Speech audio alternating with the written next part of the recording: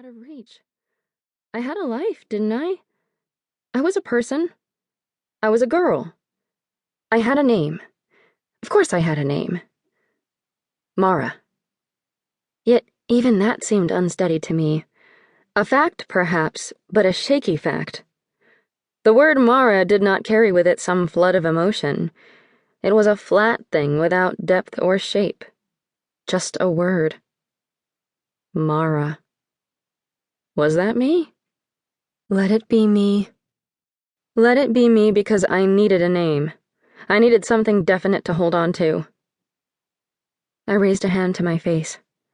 I watched the fingers appear, swirling through that unnatural mist. I touched my face and felt tears. I touched my face and felt. Both finger and cheek felt, and therefore I lived. I lived. Then, as if discouraged by my discovery, the mist began to clear. It withdrew from me, sliding away from my flesh like a wave retreating into the sea. I wanted to stand up. I did not want to lie there any longer in the dead, gray grass. I wanted to stand and see, and then run far from this unsettling nightmare. Running would awaken me, and all of it, all my memory, all that I was, would come flooding back. It must.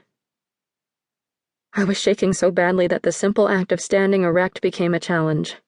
My limbs did not want to cooperate with each other, and I made a mess of it, rising first onto hands and knees and then stumbling, nearly falling, before finally rising to my full, unimposing height. I was in an open place. It was dark, darker than it had been in the mist, and no starlight, still less moonlight, shone down from above. But it was not complete darkness. Patterns of gray on black, and black on blacker still, emerged as I looked around me. There was a building. Had it been there the last time I looked? No light escaped that building. Nothing about that building called to me to approach except for the fact that it was the only object in sight. I moved one foot and another. That fact, the fact that I could put one foot in front of another, let me take a deeper breath, a less agitated breath. To move was to live, wasn't it? To move was to choose a path, and that meant I still had some volition, some control. I felt, and I moved. Hadn't there been some lesson in class about the definition of life, and hadn't it been that sensation, movement, something else? Had there been a class? A school? Of course, no doubt. So why couldn't I see it in my mind? Why, when I asked myself that question, was the only image like a stock photo, filled with unfamiliar, too bright, too pretty faces? Was I dead?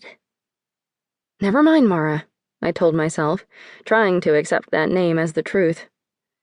Never mind, Mara. You can feel and you can move. You can choose. Mara. I could go in a different direction.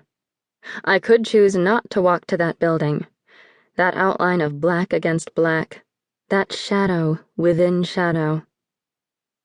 My feet made sounds like sandpaper as they brushed the brittle grass. The structure was taller than a house, narrow and long. There was a suggestion of high windows ending in pointed arches, and a suggestion, too, of a strong, heavily timbered door, and above that door, atop the building, a sort of tower. A steeple. It was a church. That knowledge should have reassured me, but instead it drove a spike of cold terror into my belly, for I knew one thing. This church was no place of comfort and peace. There was a sullen, silent hostility from this structure. It was not calling me into God's presence. It was warning me to go away. Yet at the same time I could now feel the door drawing me to it. It had a strange gravity, a force perhaps unknown to science that pulled me toward it not by magnetism but by acting on my fear, turning my fear into a vortex. I had to know what was inside that church.